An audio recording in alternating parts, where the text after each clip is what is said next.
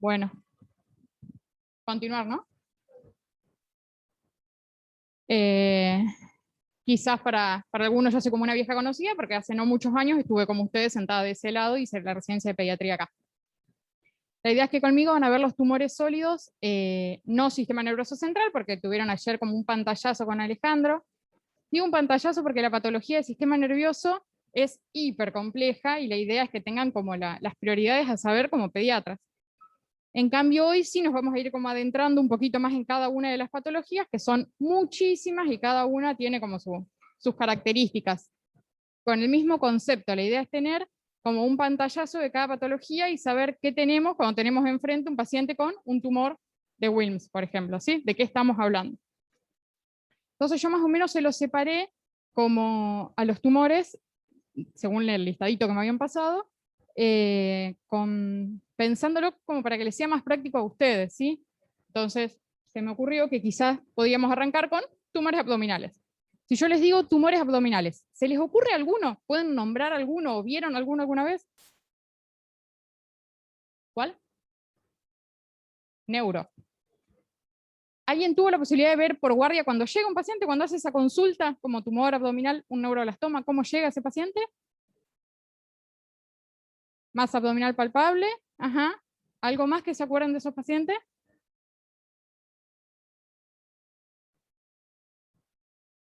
¿Algún otro tumor abdominal que se les ocurra? Wilms. ¿Tuvieron la posibilidad de ver cómo llega un paciente con tumor de Wilms? ¿No? Porque también es una masa abdominal palpable. Pero ¿qué va a hacer a que yo piense, che, mira, esto puede ser un Wilms? Esto capaz que es un neuroblastoma. ¿No?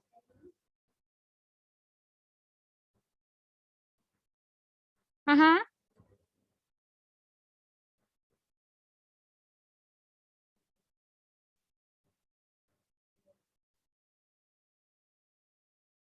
Mira, bueno, ese concepto lo vamos a dar vuelta. El Wilms generalmente es un nenito que llega de lo más bien, impresiona sano, solo porque tiene una masa palpable considerable. ¿Sí? Vamos a ver que es el nenito que estaba la mamá bañándolo y cuando lo baña lo toca, porque fue al control de niño sano y tocó una masa abdominal. Y por lo demás parece un nene sano, además que tiene una masa abdominal. En cambio, el neuroblastoma va a ser un paciente que va a llegar con la misma masa abdominal, siempre a un costado, o sea que puede ser hasta parecido, pero que llega con dolores óseos, con compromiso del estado general, un nene que luce enfermo, ¿sí? Y son dos tumores abdominales que están en localizaciones casi parecidas y que suelen adquirir tamaños casi parecidos. ¿Qué otro órgano tenemos adentro de la panza que nos puede dar un tumor? Hígado. ¿Y cómo se llama el tumor de hígado de los niños? Es hepatoblastoma. Entonces hasta acá hablamos de tres tumores: neuroblastoma, hepatoblastoma y el tumor de Wilms, que se llama también nefroblastoma. Cuando hablamos de blastomas, son como tumores más embrionales, son de células que en el desarrollo normal la pifian en un momento y empiezan a reproducirse de forma anómala y dan estos tumores que son embrionales, son de células que eran inicialmente normales. ¿Sí? Cuando yo tengo un tumor abdominal, van a ver todos los diagnósticos diferenciales dependiendo de la edad del paciente. No es lo mismo un tumor abdominal a los 3, 4 años que a los 14, 15. El compromiso del estado general, esto de que denlo vuelta, el neuroblastoma es un nene que está comprometido generalmente, está enfermo. Después vamos a ver que hay como todo un estirpe dentro del neuroblastoma y algunos que están re bien y algunos que están re mal. Y si tiene o no factores predisponentes, hay síndromes genéticos que me van a predisponer a tener un tumor u otro. Y entonces, si yo tengo un nene que tiene una hemipertrofia, no voy a pensar en un neuroblastoma, voy a pensar más en un nefro, o sea, un Wilms o un hepatoblastoma. Y esto está bueno porque es como el primer pantallazo, es la primera imagen que tengo ante un paciente que tiene un tumor abdominal. Neuroblastoma, ¿sí? Vamos con el primero de los tres que vamos a hablar, que son como los tres más importantes. ¿Hay otros tumores abdominales? Sí, un montón. Tengo intestino, el intestino me puede dar tumores, los carcinomas son más del adulto, o sea que yo lo voy a ver en el adolescente, que son como el primer grupo etario que se acerca a la vida adulta y por eso va a desarrollar tumores de adulto. El peritoneo me va a dar tumores desmoplásicos, tumor rarísimo en pediatría, tenemos páncreas, pancreatoblastoma, hiper raro. Si hay más tumores, sí, vamos a hablar de los más frecuentes. Neuroblastoma es la quinta patología. ¡Ay! ¿Fui yo? Bueno. ahí está. Es la quinta patología oncológica más frecuente. Esta tablita la van a ir viendo a lo largo de todos los tumores. Puse siempre la misma porque son los datos argentinos, son los datos del ROA. Y son los más actualizados, son la última publicación que hicieron. Es la quinta patología oncológica más frecuente, teniendo en cuenta que ya vieron las leucemias, ya vieron los linfomas, que son la primera y la tercera. Ayer Ale les habló de los tumores del sistema nervioso central, que son la segunda. Entonces que ahí se llevan como, si ven el gráfico de barras, como la gran mayoría de los tumores. La quinta patología son los tumores neuroblásticos, que más o menos en Argentina son 1.300 casos por año. La gran mayoría se van a tratar a Buenos Aires por la complejidad de la patología. Por definición, se originan en las células de la cresta neural, entonces va a ser un tumor, como les decía, embrionario del sistema nervioso periférico simpático, que se acuerdan que va a estar en todos, a ver, no quiero darla de nuevo, que va a estar en todos estos lugares porque va a ir cumpliendo sus diferentes funciones. Pero como concepto general, lo más frecuente es que estén en las glándulas suprarrenales o en la cadena paravertebral del tejido simpático, ¿sí? Entonces, en estos dos lugares donde vamos a ver la gran mayoría de los neuroblastomas, y según eso nos va a dar la clínica. Cuando es abdominal, que generalmente se dan las glándulas suprarrenales, son nenes chiquititos, nenes que tienen menos de 5 años. ¿Hay nenes más grandes? Sí, estamos hablando de las generalidades. Y por esa gran masa puede tener compromiso abdominal, que bueno, la distensión, que es obvia, que es por la que lo suelen traer, pero pueden tener constipación por compresión extrínseca de las asas intestinales, pueden tener vómitos por lo mismo, porque están como obstruidos. Muy raro que hagan un abdomen agudo, si bien están viendo esto de que hay vómitos. En cambio, cuando es un tumor paravertebral, suele haber compresión de los nervios que van saliendo a nivel medular, médula espinal estamos hablando acá, ¿no? Con sus déficits neurológicos correspondientes, puede haber directamente una compresión medular y es una urgencia. Creo que van a tener las clases de urgencias oncológicas después, pero es una de las urgencias oncológicas, una de las más importantes. Y lo más característico, más allá de los déficits neurológicos que puedan tener, es la presencia de dolor. Es raro que a un nene le duela la espalda. ¿Sí? Los adultos nos quejamos de dolor de espalda. En cambio, cuando un nene tiene dolor de espalda, siempre se tiene que prender la alarma de ¿tendrá algo a nivel medular este paciente? Como concepto para la compresión medular, ¿no? Esto dependiendo de dónde está localizado el primario. Después va a haber clínicas que va a ser según ese compromiso del que hablábamos, ¿sí? Si tiene las metástasis óseas características del neuroblastoma, de los estadios más de riesgo más avanzado, van a tener dolor, se lo van a relatar como claudicación, alteración en la marcha. No que camine raro, como si fuese algo neurológico, sino que no quiere caminar porque le duele, levanta las piernitas cuando lo querés apoyar en el piso. Cuando tiene metástasis medulares de médula de ósea, acá, van a estar los signos y síntomas del compromiso hematológico, ¿sí? Si tiene anemia va a tener astenia, anorexia, apatía, si tiene alteraciones de las plaquetas va a tener sangrados, y obviamente la alteración analítica del laboratorio. Puede estar presente como no. Y como síntomas generales pueden tener pérdida de peso y ese mal estado general. Son nenes que lucen enfermos, los neuroblastomas de alto riesgo, ¿no? Después hay clínicas que son raras, pero que son muy sugestivas. Que el neuroblastoma tiene esto, tiene como síndromes que se presentan, que vos decís, ah, es un neuroblastoma. El Claude-Bernard-Horner, que es el compromiso del ganglio estrellado, cuando hablábamos de este compromiso del sistema nervioso simpático paravertebral, que es cérvico-torácico, que da como característica la ptosis palpebral, puede tener inyección conjuntival y miosis de ese mismo lado. Y es por compromiso del ganglio que se encarga de hacer todo eso. Ganglio simpático siempre hablamos, ¿no? Los ojos de mapache, que son cuando hay metástasis periorbitarias o retroorbitarias, son dos nenes que vienen con 2 hematomas oculares, muy característico, pero raro. Y hay síndromes paraneoplásicos, este es uno de los tumores que tiene síndromes paraneoplásicos, que acompañan al neuroblastoma, o el neuroblastoma acompaña a ese síndrome. Opsoclonus myoclonus, los chicos que están en onco ahora están viendo que cada tanto viene un niñito que tiene. Generalmente cuando se presenta un paciente con un síndrome de Opsoclonus myoclonus, uno busca de forma activa el neuroblastoma. Es medio raro que por el neuroblastoma lleguemos al diagnóstico del Opsoclonus. Movimientos como totalmente desorganizados de los ojos, mioclonías, ataxias, todo el síndrome completo. Se acompañan generalmente de neuroblastomas que son de bajo riesgo, como que son más un hallazgo. Se lo busqué, lo encontré, está acá. Pero el síndrome del Opsoclonus es lo que es como más espamentoso, por así decirlo. Pueden tener diarrea secretoria por la secreción del péptido intestinal vasoactivo, que es una diarrea profusa, muy, muy abundante, que lleva alteraciones hidroelectrolíticas, y pueden tener hipertensión con aumento de la sudoración porque secretan catecolaminas, algunos. ¿Sí? Estos son como síndromes que acompañan el neuroblastoma. Tanto la diarrea como la hipertensión, removiendo quirúrgicamente el neuroblastoma, suelen resolverse. En cambio, el oxoclonus mioclonus no, porque tiene un componente inmunológico que lo presenta. Entonces vamos a lo mismo. Son cosas rarísimas, pero que son súper sugestivas cuando las vemos. Para poder llegar al diagnóstico de un neuroblastoma, siempre necesitamos una confirmación de anatomía patológica, histopatológica. Eso ya sea porque yo le hago una biopsia al tumor, o, como siempre vamos a biopsiar la médula ósea, a veces llegamos por la médula ósea. Vos si tenés un tumor así en la panza y llegaste por la médula, ya está. Mientras yo tenga la confirmación por anatomía patológica de que estos son células neuroblásticas, uno ya confirmaría. Y en esa anatomía patológica ya vamos a sacar dos cositas que nos van a hablar después de pronóstico, que son la variante histológica, porque pueden ser células desde muy inmaduras, pero aunque les dije que son células embrionales, son células del desarrollo normal, que en un momento empiezan a reproducirse de forma anómala. Puede ser que ese momento en el que empieza a reproducirse de forma anómala sea más,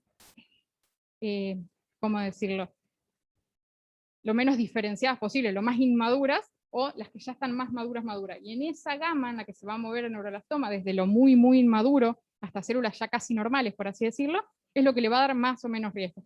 Más inmaduro, más riesgo siempre, más maduro, son más buenitos como concepto. Y otra cosa que vamos a ver en la anatomía patológica es la amplificación o no del NMIC, que es un oncogen que cuando está presente es malo. No vamos a entrar en qué es que se amplifique un gen y demás. Tengan en cuenta eso, cuando tiene el NMIC amplificado, son tumores malos. A eso yo lo puedo ver tanto en la anatomía patológica del tumor primario como en una biopsia de médula ósea para llegar al diagnóstico y estadificarlo. Después vamos a hacer el proceso de estadificación normal, que en el neuroblastoma no lo vamos a hacer según los síntomas, sino que le vamos a hacer siempre todo esto, ¿sí? El compromiso local, que se evalúa con tomografía o resonancia, generalmente los que son abdominales, algunos prefieren más la tomo, los cirujanos, porque lo van a tener que operar. En cambio, para columna siempre pedimos resonancia para ver el compromiso de la médula espinal.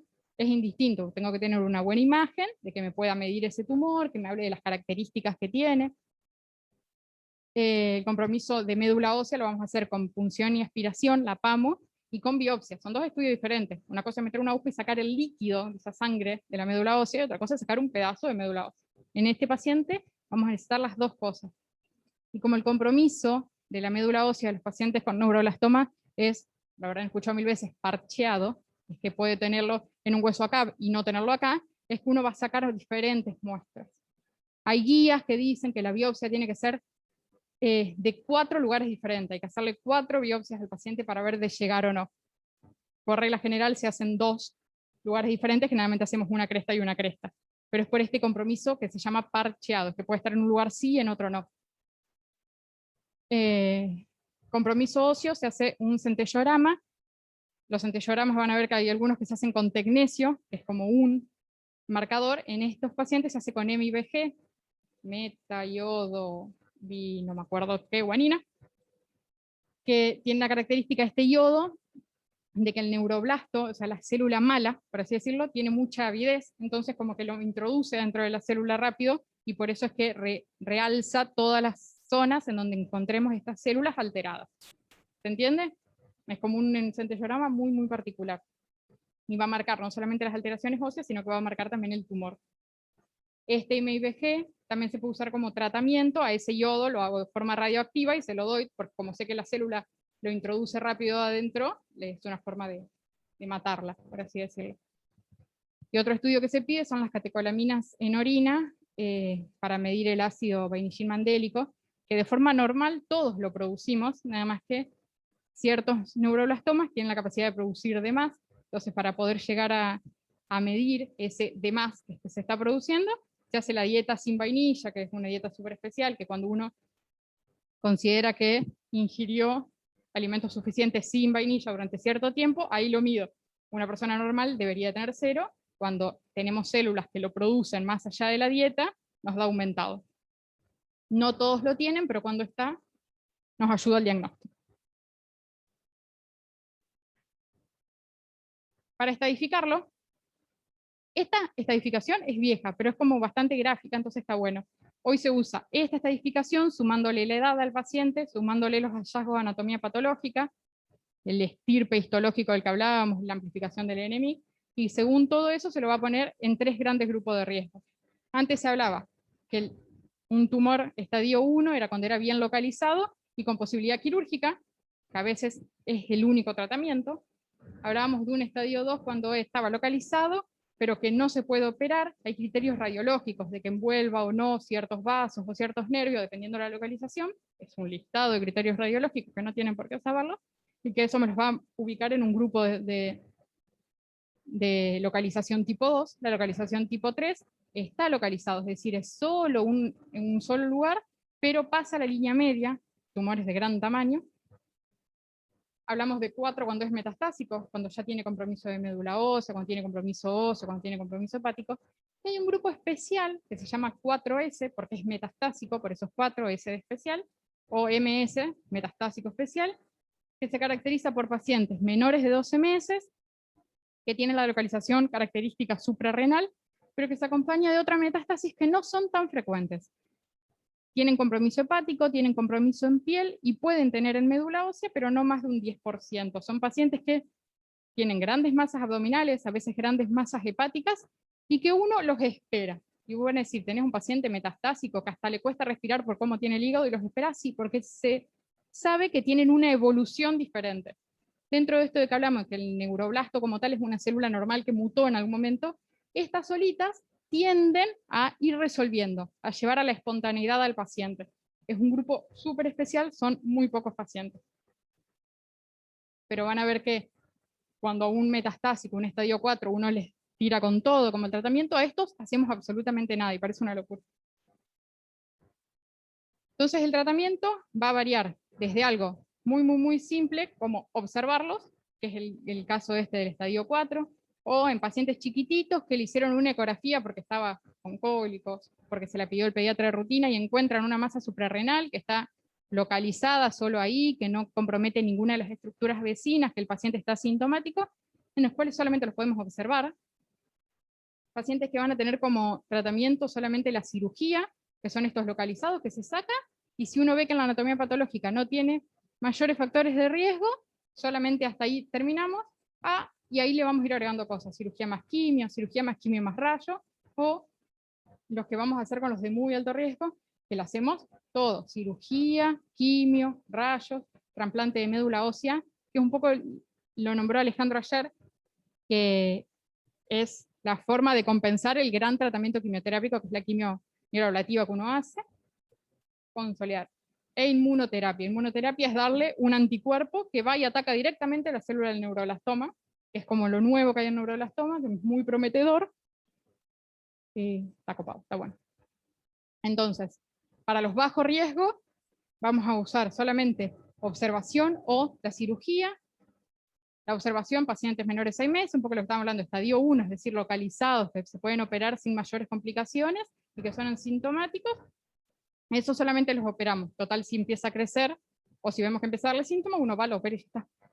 O estos 4 especiales, que son estos bebés chiquititos que tienen compromiso fuera del habitual, esas metástasis hepáticas, metástasis en piel, que se sabe que tienden a remitir de forma espontánea, solitos. Estos serían los bajos riesgos. Un neuroblastoma de bajo riesgo tiene una sobrevida mayor al 90%, es decir, a todos les va bien. Riesgo intermedio son los menos pacientes, ¿sí? Como que todos los neuroblastomas se dividen en un muy alto riesgo o en un muy bajo riesgo. De hecho, hay algunos que dicen que el intermedio casi que no existe. Son muy poquitos pacientes, son los que uno hace poca quimio, hace 4 o 6 ciclos de quimioterapia. Siempre que se puedan operar, se operan. Son anatomías patológicas que son más tirando a lo maduro, los raros. Generalmente con cirugía y quimio andan, si quedó algún resto, se irradia. Pero son un grupo muy chiquito de pacientes. En cambio, el otro grupo, el más grande, el que quizás es del neuroblastoma que venimos hablando, este paciente que llega con doloroso, con compromiso del estado general, con el laboratorio alterado, son los de alto riesgo, ¿sí? Son estos que son metastásicos y que tienen un compromiso como más sistémico, ¿sí? Si bien yo tengo un gran tumor abdominal, esto de que esté en óseo, en médula, hace que el paciente se comprometa como globalmente enfermo, no solamente esa gran masa abdominal. Y estos pacientes reciben todos, quimios muy intensas, reciben cisplatino, doxo, ciclofosfamida, etopósido. Siempre que se puedan operar se operan, siempre que se puedan irradiar se irradian, y lo ideal es hacer todo esto para poder lograr la remisión, que es algo muy difícil, para que puedan llegar al trasplante. El trasplante no es lo que lo cura es la quimio mieloablativa que uno les da ante el trasplante. El trasplante es como la solución a esa quimio tan intensa que le dimos antes. Y después siguen haciendo inmunoterapia por un montón de tiempo, hacen como un mantenimiento. Así como dijimos que los bajos riesgos tienen una sobrevida global de más del 90%, los de alto riesgo tienen una sobrevida global menor al 50%, andan 40, 50%, ¿sí? Uno de cada dos va a fallecer, ya sea durante el tratamiento o después de 36 bits, como venimos haciendo con el paciente.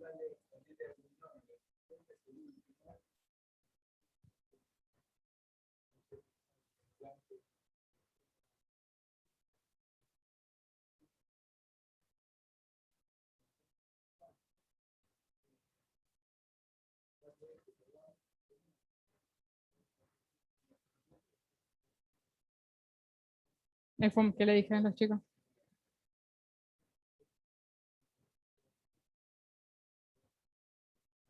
Tal cual. Yo hace poquito vi uno que era un bebé menor de 6 meses con un tumor suprarrenal localizado, que lo venimos controlando con eco una vez por mes, hacemos la eco y vemos que está ahí y no se hace nada. Pero cuando tiene ese compromiso de alto riesgo, cuando vemos que ya fue comprometiendo otras cosas, cuando tiene el enemigo amplificado, cuando son células inmaduras, se va a comportar mal. Es un tumor que en general es malo. Neuroblastoma. Yo sé que hablo súper rápido. Hasta acá.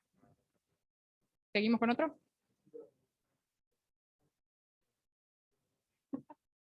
Que se joda. Tumor de Wilms. Nefroblastoma es el otro nombre. Es la misma entidad con esos dos nombres, más conocido como tumor de Wilms. Mismo grafiquito. Este grafiquito lo van a ir viendo con todos los tumores, ¿sí? Este es un poquito menos frecuente, es el séptimo tumor en lugar pediátrico, todos los tumores renales, pero la gran mayoría son tumor de Wilms, más del 90% son tumor de Wilms, el 92%, según los datos del ROA.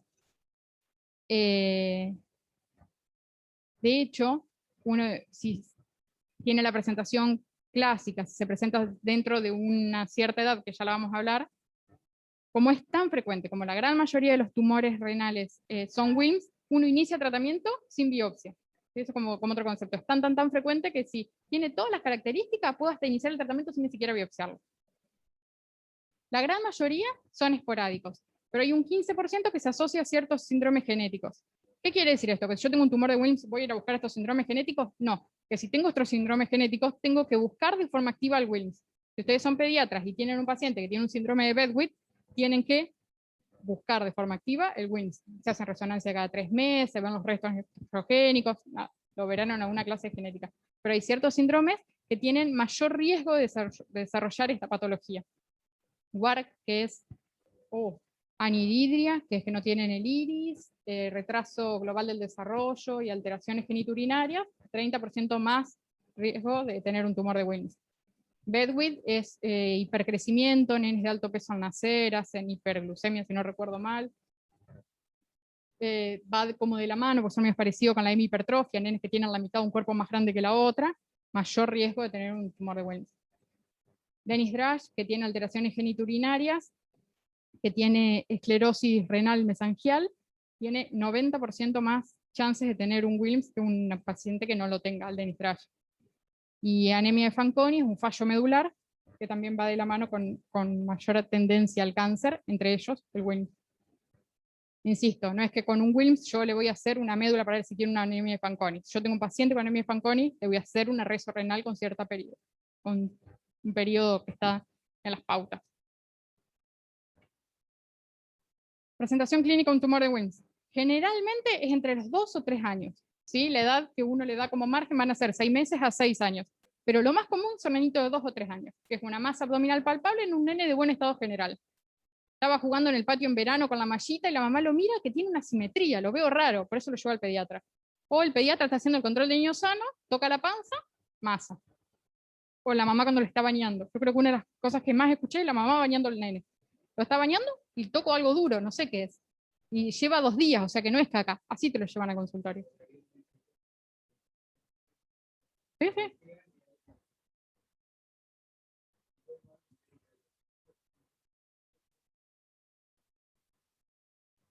Sí, este es uno de los tumores que es el hallazgo del examen físico bien realizado de un pediatra en su control de niño sano, porque es raro que consulte por otra cosa. ¿Qué otras cosas puede tener? Menos frecuente puede tener hematuria, que era lo que hablaban hoy los chicos, puede referir dolor, puede tener constipación, al igual que neuroblastoma, porque tenés una gran masa que está comprimiendo las masas intestinales, pueden tener anorexia como síntoma general, pero no es lo más común. Lo más común es que sea un nene sano con una masa. El 10% van a ser metastásicos, las metástasis van a estar en pulmón, pero lo mismo, no es un nene que va a llegar a disneico porque tiene metástasis pulmonares, se las vamos a buscar. Y un 6% pueden ser de compromiso bilateral. Raro. La evaluación inicial y de estadificación, siempre se hace tener una masa abdominal, le haces una eco abdominal. Tiene que tener estas ciertas características para que yo después pueda tener esa chance de decir, bueno, no lo biopsio.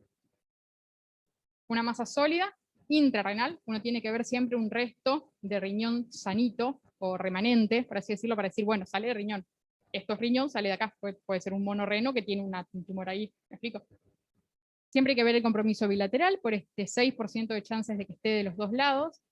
Siempre hay que ver el estado de las venas renales y de la cava, porque es un tumor que tiene una característica de que suele crecer intravena y hacer trombosis adentro de las venas, y no por patología hematológica, sino porque es tumor dentro de la vena, y eso va a tener un resorte quirúrgico diferente, pero siempre en la eco tenemos que ver cómo están las venas renales y la cava.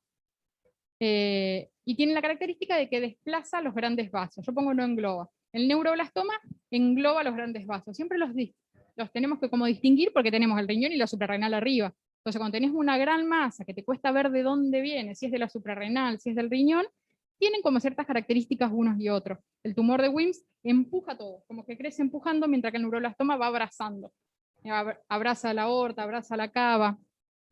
El neuroblastoma tiene calcificaciones como característico, mientras que este no. Este puede tener microcalcificaciones en imágenes de hoy en día que tienen como mayor resolución, pero no tiene las calcificaciones del neuroblastoma. Y eso nos va a ayudar a decidir lo biopsio o no lo biopsio, algo tan importante como arranca un tratamiento sin ninguna biopsia. Esa es la eco, pero después vamos a ir a un estudio un poquito mayor. Siempre se pide tomografía porque nos ayuda para la planificación quirúrgica. La TAC siempre es con y sin contraste, contraste endovenoso. Yo no le voy a dar contraste oral porque no pienso que tiene algo del tubo gastrointestinal, entonces no, para que no gasten un contraste al cohete, ni lo contrasten al paciente al cohete. Y ahí vamos a ver lo mismo que antes, el compromiso renal, la evaluación del contralateral, que a veces por eco no veo, pero en una tomografía un poquito, en un estudio un poquito mayor, como puede ser una tomo o una reso, veo que el contralateral tiene ahí una bolita también, y si será también un Wilms, existe el Wilms bilateral, siempre hay que mirar el otro riñón. Y la evaluación de hígado y de los ganglios como compromiso metastásico, que sería una rareza. ¿Y por qué digo que es una rareza? Porque si lo veo, yo tengo que pensar en otras patologías renales. ¿Sí? Entonces quizás a ese haya que biopsiarlo. Y para la estadificación se pide el ataque de tórax sin contraste porque es para ver el compromiso de las metástasis pulmonares. Las metástasis pulmonares, como concepto general, si yo quiero ver el compromiso metastásico pulmonar, no de los ganglios que puede haber en mediastino, en pulmón no hace falta el contraste. ¿Sí? Entonces por ahí un barrido simple ya me sirve para ver tiene o no tiene metástasis pulmonares en todos los tumores. Entonces, hay como dos grandes grupos a nivel mundial de tratamiento del Wilms. Acá hacemos el SIOP, que es el que inicia quimio sin biopsia previa, porque por ahí pueden leer que hay otra estrategia que se llama COG, que son los americanos, que ellos van de entrada y operan. Nada, para eso tenés que tener cirujanos que estén muy capacitados en operar grandes tumores sin romperlos. Un Wilms que en la cirugía se rompe, como consecuencia tengo que irradiar una panza, que quizás de otra forma no la tenía que irradiar, no le tengo que dar radioterapia. Entonces, para jugarme a esa estrategia, tengo que tener cirujanos que estén capacitados para operar grandes tumores renales, que no es nada simple. En Argentina, en general, se usa la estrategia de SIOP, que es que vamos a arrancar quimio sin biopsiarlo, ¿sí? Pero para eso tiene que tener las condiciones, tiene que tener este rango de edad entre 6 meses y 6 años, y esas características en las imágenes de las que hablábamos, ¿sí? Que salga riñón, que se ve un poco riñón remanente, que desplace los grandes vasos, no que los englobe, y que no tenga estas calcificaciones ni las metástasis. Entonces, lo vemos al revés. ¿A quiénes sí voy a biopsiar? ¿A quiénes no reúne estos criterios para arrancar un tratamiento sin ninguna biopsia? son los pacientes mayores de 6 años, porque ahí empiezan a llegar, vamos a ver los tumores renales no Wilms, y empiezan a aparecer otras patologías. Un mayor de 6 años es medio raro que sean Wilms. ¿Puede ser? Sí, Valenzuela, que lo tenemos ahí dando vueltas. Pero no es lo más común. Que tenga algún proceso infeccioso en curso, ¿sí? Porque quizás le voy a dar quimioterapia a algo que es un gran absceso renal y vayan a saber. Que tenga la presencia de adenomegalias, vieron que hablábamos de que si había metástasis hepática o adenomegalias es uno de los criterios para que no sea los que arranco el tratamiento. Que no vea parénquima renal visible, porque cómo sé que viene de riñón si no veo algo de riñón por ahí, y las presencias de calcificaciones, que a veces me habla más de otras patologías como el neuroblastoma. Y hay una salvedad, que son los pacientes menores de 6 meses, vieron que hablamos de 6 meses a 6 años. Los mayores de 6 años se biopsian todo, y los menores de 6 meses se operan inicialmente todo, porque la patología más frecuente por lejos en los menores de 6 años es el nefroma mesoblástico, y con cirugía sola ya estaría el tratamiento, entonces no le voy a dar quimio a un paciente que quizás no la necesite. Si yo ese nefroma mesoblástico le doy quimio, iba a andar bien, se va a achicar y lo voy a poder operar sin ningún problema, pero le estoy agregando complejidad a un paciente que con solo operarse ya estaba. Entonces, menores de 6 meses solo se operan de entrada. Entonces, los que reúnen estas condiciones, 6 meses, 6 años, con las características de imágenes bien peculiares, arrancan la quimio. Después de la quimio, que eso van a ser 4 o 6 ciclos, dependiendo si tiene o no metástasis, ahí vamos a hacer la cirugía. Y con esa cirugía, con esa pieza quirúrgica que se va a sacar, que es todo el riñón, siempre se saca todo el riñón, excepto los bilaterales, porque los dejamos sin riñón si le sacamos los dos riñones, vamos a definir riesgo y estadio, y con eso se va a ajustar el tratamiento. Nada. El Wilms puede tener desde 2 drogas súper simples, como es la vincristina y la actinomicina, a 4 drogas, y ya que reciban DOX o que reciban un tratamiento más intenso, y pueden no irradiar hasta irradiarse la panza entera, irradiarse los pulmones, para que vean que hay como un espectro amplio, ¿sí? Y el pronóstico va a depender según este estadio y este riesgo. Pero como pantallazo general, quiero que les quede que el tumor de Wilms tiene un buen pronóstico, ¿sí? Un 80% entra en remisión y tiene una sobrevida sin ningún problema, ¿sí? De 10, 8 van a vivir, y van a vivir bien, ¿sí? Y de esos que recaen, se pueden rescatar.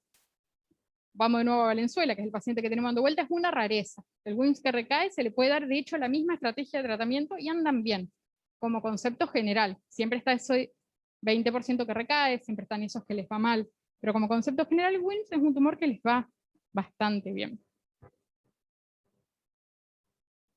Sí.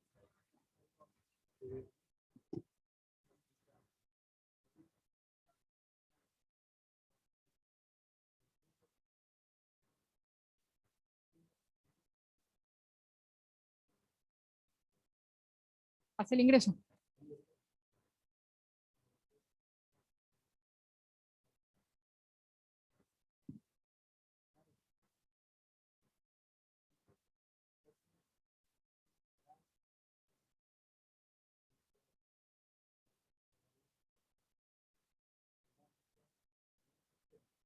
No, Luisina.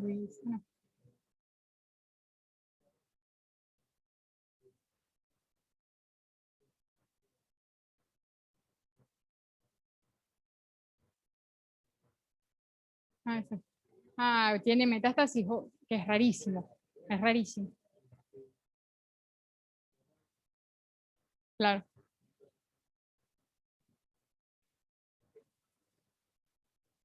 Una de las complicaciones que puede tener una gran masa renal es que se rompa, y eso en el pensamiento oncológico es, ahora lo tengo que irradiar, cuando antes quizás no le tenía que dar radioterapia a un abdomen, con todas las complicaciones que tiene una radioterapia. Y la otra, que pueden sangrar. Entonces son pacientes que se ponen pálidos de golpe, que anemizan un montón, que se ponen taquicárdicos, todo porque sangra intratumor o para la cavidad abdominal. Eso es lo que está diciendo Néstor, es una de las complicaciones del Wilms cuando todavía está como gran masa renal.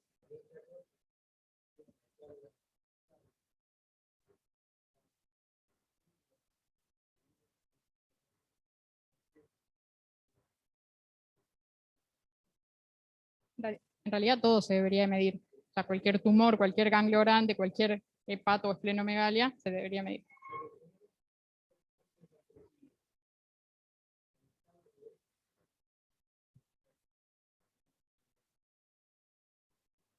Otros tumores renales, nada. Como para que tengan una idea de que, porque dije, más del 90% son Wilms. Bueno, hay otros, ¿tá? No son los más frecuentes.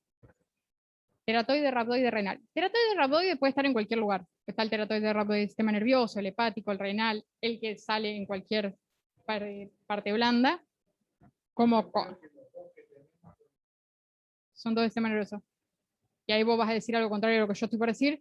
Como general, teratoide rhabdoide es malo, ¿sí? Todo lo que es teratoide rhabdoide son muy agresivos, tienen sobrevidas muy bajas y hay que darles tratamiento hiperintenso, como concepto general.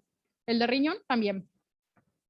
Generalmente se presentan menores de 1 año, entonces cuando uno tiene un tumor renal que tiene ahí unos 8 meses, entra como para que no lo biopsie, pero tiene compromiso en los ganglios o tiene metástasis en otro lugar, uno tiene que pensar, no será este, que es más malo. Muy agresivo, tasa de sobrevida muy baja, generalmente sean nenes más chiquititos, en cualquiera de sus localizaciones generalmente sean nenes más chiquititos. Tiene predisposición a otros tumores rhabdoides, como es el del sistema nervioso central, es decir, de que si yo le saco el de riñón, ¿puede después presentarlo en hígado? Sí. ¿Puede después presentarlo en sistema nervioso central? Sí. Y los tratamientos siempre van a ser muy agresivos, con bajo éxito. Eso es quimio, rayos y cirugía, lo que quise poner ahí en siglitas.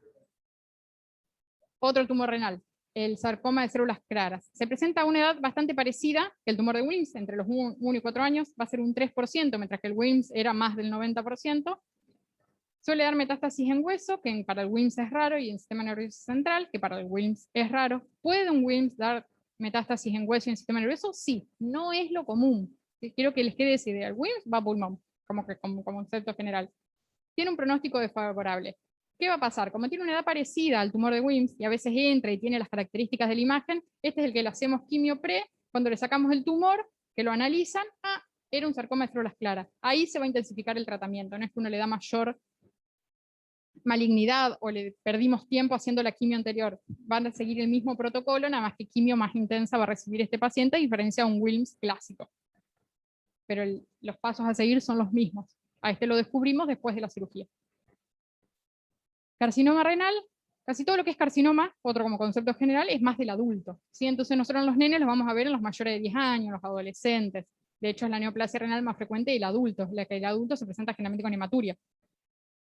Acá van a ser 2 al 5% de los tumores renales, mayores de 10 años, puede tener dolor a nivel renal, puede tener hematuria o la masa abdominal, puede tener metástasis en lugares no convencionales para un Wilms, como hígado, hueso, sistema nervioso, y en pulmón, que sí es común para el Wilms. El pronóstico va a depender del estadio inicial. Esto también, lo mismo para todos los carcinomas. Estadio 1, que lo puedo operar entero, les va re bien. Ahora, no lo puedo operar, y ya me voy acercando a los estadios 4, sobrevidas malísimas, para cualquier carcinoma como general, digamos. Pero siempre los carcinomas son más del adulto y son tumores más quirúrgicos, por así decirlo. Es por esto que a los mayores de 6 años sí o sí le hacemos biopsia, ¿sí? Porque ya nos vamos tirando a las patologías más del adulto. Nos alejamos de estas embrionarias primeras de los nenes chiquitos. Y el nefroma mesoblástico o el congénito es el que les dije, que se da generalmente en el periodo neonatal y hasta los 6 meses. Es el 1 al 2% de todos los tumores renales, pero es el más frecuente antes de los 6 meses. Por eso que al menor de 6 meses no le inicio quimio, lo opero de entrada, porque hay chances de que con solamente hacer la exéresis quirúrgica ya lo curamos, ¿sí? Comportamiento en general es benigno. Son grandes masas también. Un recién nacido que nace con un tumor enorme, es probable que sea un nefroma mesoblástico. ¿Cómo vamos? Hepato. Bien, vamos rápido. Hepatoblastoma. Mismo cuadrito, ya está allá abajo. Es 1% de todos los tumores en pediatría, pero es el más frecuente a nivel hepático. Tumor hepático, lo más probable es que sea un hepatoblastoma. Nenes más grandes, ya nos vamos tirando a los carcinomas, hepatocarcinomas. Sí, son como dos entidades diferentes. El 80% se presenta antes de los 2 años, ¿sí? Yo tengo un nene de 5 o 6 años con un tumor hepático y las chances de que sea un hepatoblastoma son menores. Ahora, es un nene chiquitito, misma estrategia que antes. Puedo iniciar quimio sin necesidad de hacer biopsia, por lo frecuente que es a esa edad. En su gran mayoría son esporádicos, pero hay síndromes predisponentes genéticos, el Beckwith, que es el que ya hablamos, que también puede dar, y la hipertrofia, que también puede dar un tumor de Wilms, la poliposis adenomatosa familiar, le escribí mal, polipomatosis. Bueno, poliposis adenomatosa familiar, que es por el gen del APC, que predispone a un montón de tumores, entre ellos el hepatoblastoma, Y los nenes de muy bajo peso al nacer tienen mayor riesgo de presentar hepatoblastoma. Clínicamente son masas abdominales asintomáticas, parecido al WILMS, nada más que en hígado. Son nenes que se ven bien, que lucen bien y que en un control tocan una hepatomegalia, tocan un tumor abdominal a la altura del hígado. Pueden tener distensión abdominal y como consecuencia de esa distensión, lo mismo que veníamos hablando, vómitos, que por los vómitos pierden peso, pero porque son nenes chiquititos, que no comen 2 o 3 días y ya repercuten el peso. Es muy raro que hagan un abdomen agudo, y uno dice, con semejante compromiso hepático, ¿tienen alteraciones en el laboratorio o ictericia? No, es algo excepcional. Generalmente la función hepática está normal, el hígado que les quede remanente es como que les sirve para mantener todos esos parámetros normales. Característicamente suelen tener hiperplaquetosis en los laboratorios como un hallazgo, y algo que nos ayuda al diagnóstico es la alfa-fetoproteína, que está elevada, ¿sí? Que suele estar en el 90% de los patoblastomas, ya la tenemos elevada, y es un parámetro que nos va a servir al diagnóstico para el seguimiento. En un paciente que ya lo operé, que el alfa-feto bajó a 0, si empieza a subir ese alfa-feto, yo tengo que pensar de que recayó, me va a servir para el seguimiento. Hepatocarcinoma, la patología de los nenes más grandes, también la pueden tener elevada, pero en menor porcentaje, son menos los pacientes que tienen la alfa-feto elevada. A veces también, en conjunto, tienen la beta-HCG elevada, pero no lo puse a propósito porque lo característico del hepatoblastoma es la alfa-fetoproteína, que es lo que uno va a buscar. De presentarse de forma metastásica, pueden tener metástasis en ganglio, en pulmón, en peritoneo, en diafragma, o sea que una buena imagen de la cavidad abdominal me va a dar un parámetro de que qué está pasando ahí. Y son tumores que el resorte quirúrgico es re importante, entonces evaluar la cavidad abdominal y todo donde puede estar diseminado es re importante. Como concepto general, nosotros se acuerdan que dividíamos el hígado en 8 segmentos, secciones. Segmentos, bien, siempre lo mezclo. En 8 segmentos, esos segmentos se van a agrupar de forma que voy a hablar de 4 secciones, y según el compromiso de esas secciones que tengan, es una palabra que la van a ver si ven un hepatoblastoma, que es el pretext. Es antes de iniciar cualquier cosa, cuántos de esos 4 segmentos me está comprometiendo. Si es uno solo, si son 2, si me está comprometiendo 3, o si me está comprometiendo los 4. Esto me va a facilitar la cirugía, me le va a dar mayor o menor riesgo, pero como concepto quiero que tengan de que un estadio 4 sí o sí va a trasplante hepático. Sí o sí un paciente pretext 4 va a trasplante hepático. Pero hizo quimio, con la quimio remitió, ya tengo hígado que desapareció. No, sí o sí va a trasplante hepático. Son pacientes que ustedes quizás lo van a ver después de un trasplante hepático. A esto también se le suma el compromiso de las venas hepáticas, de la porta, de que si tiene metástasis peritoneales, como que vamos sumando un montón de puntitos, y eso es lo que le da el riesgo. Y según el riesgo, el tratamiento que les vamos a hacer. Todos tienen que operarse. Es un tumor que se opera. Si no se opera, muere. Es así, es como el concepto general es que este tumor sí o sí se tiene que operar para darle sobrevida. Los bajos riesgos van a ser solamente una única droga, que es el cisplatino, entonces son quimios como súper leves, pero para llevarlo a la cirugía. Mi objetivo es que se opere. En cambio, el alto riesgo ya hace una quimio más intensa, usa los 2 platinos, cisplatino y carboplatina, usa doxorubicina y la cirugía. Y si es pretext 4, el trasplante, ¿sí? Y todas las complicaciones que lleva un trasplante. Trasplante hepático, ¿no? Y el pronóstico va a depender del riesgo. Los que son muy bajo riesgo tienen una sobrevida altísima, mayor al 90%, mientras que los que son alto riesgo ya la sobrevida baja bastante según la posibilidad o no de hacerse el trasplante. 100% para el Pretext 1, le saco ese pedacito de hígado, le doy un poco de cisplatino, viven, andan requete bien. En cambio, en Pretext 4 ronda el 50 al 60%. Cuando es metastásico, la sobrevida ya baja a un 25%, y esto es principalmente por la posibilidad de operar esas metástasis. ¿Sí? Es un tumor que yo lo quiero operar a como de lugar. Preguntas hasta acá. Hablo rapidísimo. Estoy tratando de hacer como lo más simple posible algo. Ah, sí. Características imagenológicas para iniciar una quimioterapia. Mala. Yo no hago la pregunta de examen. ¿Están como para un tumor más? ¿Lo hacemos rápido o queremos que lo dejemos como quieran? Alteraciones oculares. Alteraciones oculares. Estrabismo. ¿Qué tumor piensan si tienen estrabismo? Como primer diagnóstico que les llega a la cabeza. Sistema nervioso. Bien, fosas posteriores. Lo primero que tengo que pensar si tengo un paciente con estrabismo. Leucocoria. Retino. Retino. Esta leucocoria, llegamos tarde, pero esto es leucocoria. Proptosis. Son feas las fotos de los bebés con proptosis. ¿Qué tumor pienso si tengo un globo ocular que está como salidito? ¿Mm? Un rabdo puede ser, bien, que en realidad es un tumor que está en los músculos de atrás del ojo y que al crecer me lo empuja. Re bien.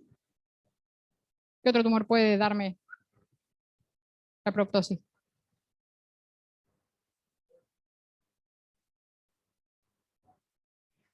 ¿Qué tumor puede darme estas tres características?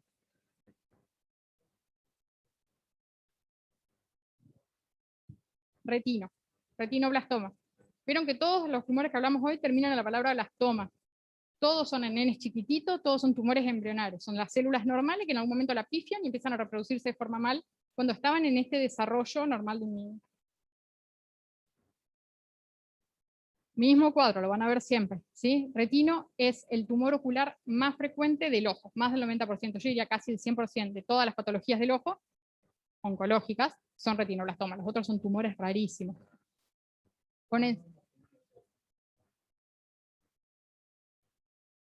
Claro, no, yo hablo del globo ocular, esto es una patología de atrás. Patología del ojo, oncológica, retino.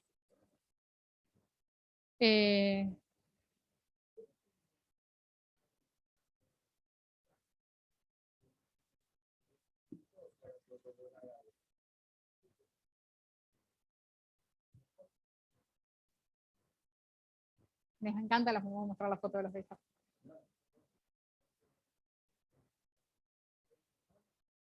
Mi compañero no ya se veía, ahora vamos a hablar de lo que es la leucocoria. Retino es uno de los tumores que se hereda. Papá que tuvo retino, el hijo puede tener retino, y se lo heredó, se lo transmitió como enfermedad hereditaria, ¿sí? Es uno de los pocos tumores que se sabe que hay una mutación en un gen, que es el RB1. Necesitamos la mutación de los dos alelos del gen, siempre un gen tiene dos alelos. Generalmente heredan una, y la otra mutación la hacen como uno llama de segundo golpe, que es algún daño que hizo que ese gen, o sea, uno lo tiene heredado, alterado, y el otro en el transcurso de su vidita lo altera también y desarrolla el retino. Entonces vamos a tener los retinos que son hereditarios, que son más o menos el 40%, y los no hereditarios el 60%. Un porcentaje bastante parecido, ¿sí? ¿Esto por qué es importante? Porque suele venir el niño con la leucocoria y uno de los padres, o los dos padres, que son o no videntes o que tuvieron alguna alteración en la niñez tipo retinoblastoma. Dentro de los hereditarios, el 25% es heredado y el 75% de novo. ¿Qué quiere decir de novo? Las alteraciones genéticas pueden ser germinales o somáticas. Germinales es que todas las células de mi cuerpo tienen esa alteración genética, y somática es que la tiene solamente esa parte del cuerpo. Un retinoblastoma que es hereditario, pero que no es heredado por el padre, quiere decir que cuando se desarrolló esa primer célula de retinoblastoma, hizo la alteración y de ahí todas la tienen, y todo el cuerpo tiene esa alteración, pero ninguno de los padres me la pasó. ¿Tá? Eso es de novo. Es germinal, todas las células del cuerpo lo tienen, pero ningún padre me lo pasó. En mi primer célula germinal, allá en el desarrollo, adquirí esa alteración. Ponele. Y heredado es que mi papá, que tiene retinoblastoma, me pasó ese gen alterado y yo también lo tengo. Generalmente los que son hereditarios pueden presentarse de forma bilateral, en el mismo momento o con el tiempo, asincrónicos, o puede presentarse como multifocal, que tiene como diferentes foquitos en la misma retina. Menos un 5% puede ser trilateral, y voy a decir como trilateral, que afecta a los dos ojos y la glándula pineal. Por eso siempre se le pide una resonancia del sistema nervioso a los retinoblastomas. Rarísimo.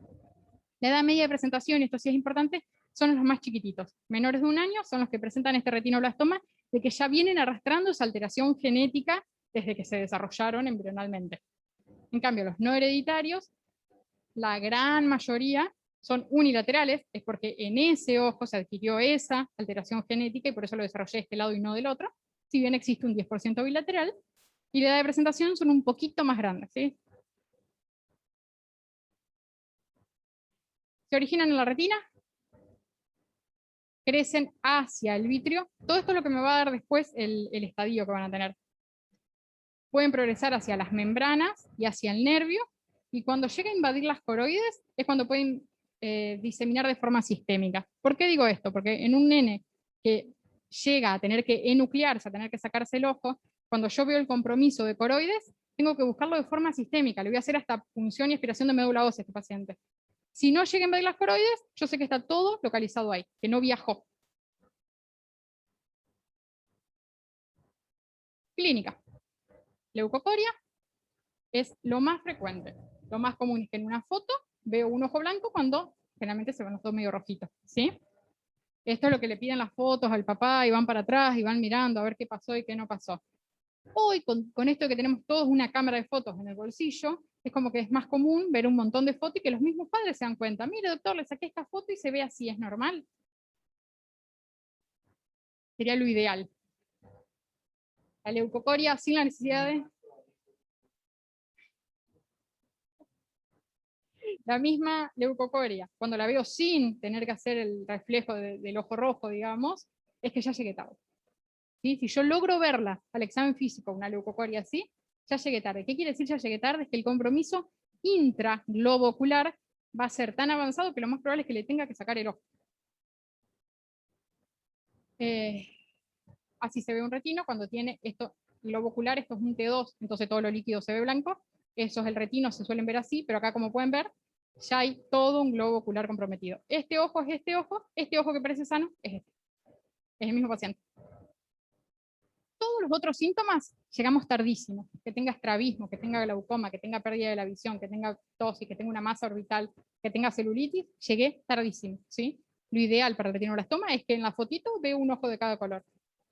¿Y por qué digo eso? Porque el pronóstico de este paciente es bueno en cuanto más temprano llegue. Es uno de los tumores que si llego temprano, le puedo salvar hasta la visión del ojo que está afectado, ¿sí? Si llegamos tarde, no solo pierde el globo ocular, sino que también le voy comprometiendo, le voy dando chance de riesgo de vida.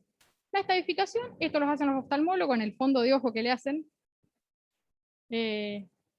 a los pacientes. Cada ojo se clasifica por separado. Cuando es bilateral, puedes tener un ojo derecho grupo B y un ojo izquierdo grupo E. Eso lo hace el oftalmólogo y lo informa el oftalmólogo.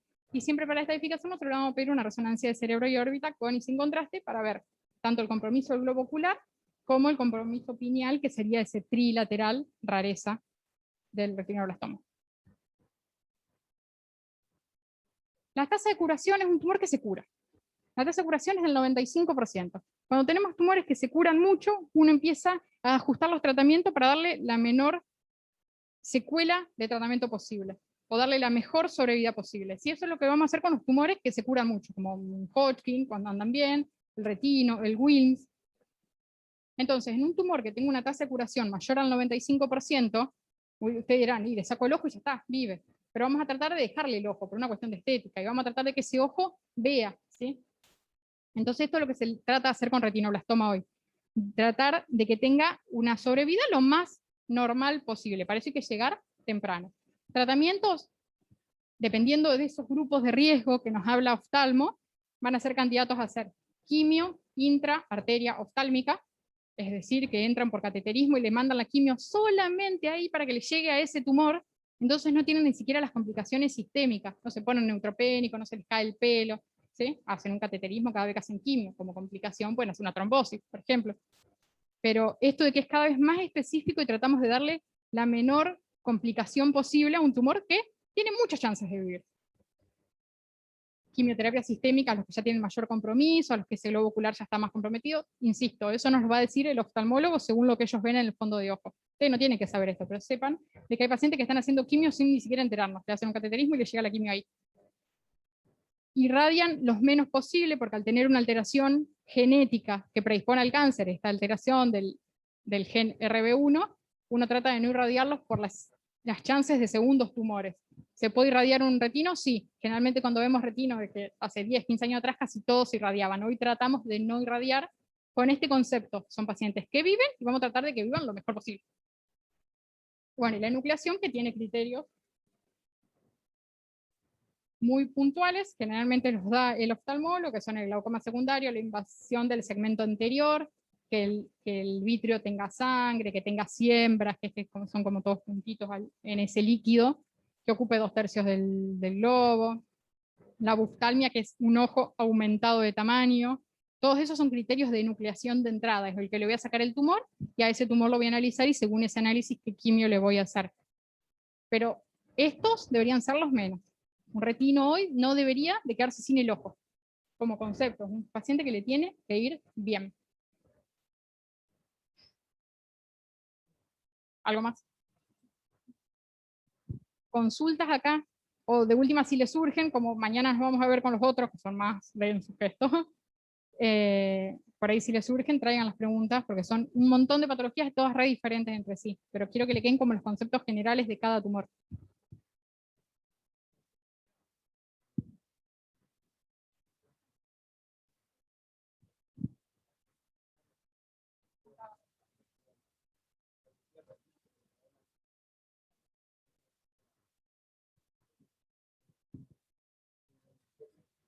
En Argentina se hacen 2 lugares, que es Garrahan y el Austral, los dos donde trabaja Guillermo.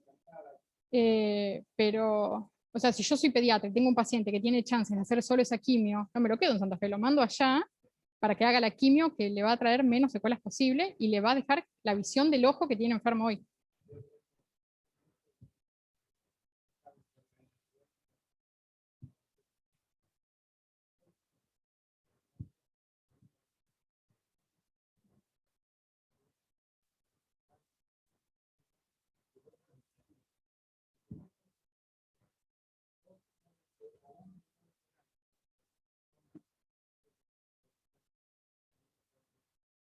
Acá.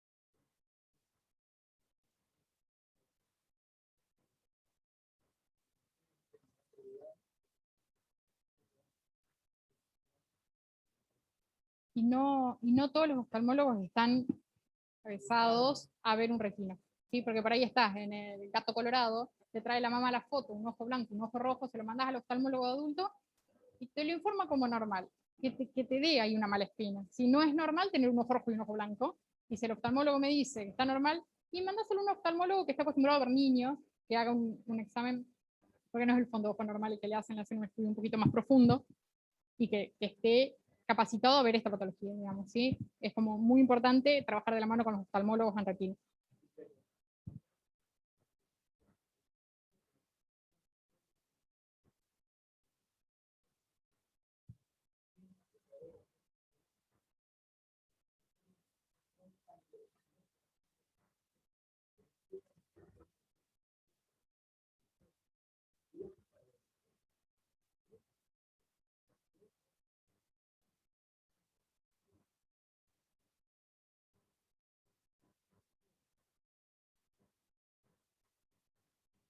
¿Listo?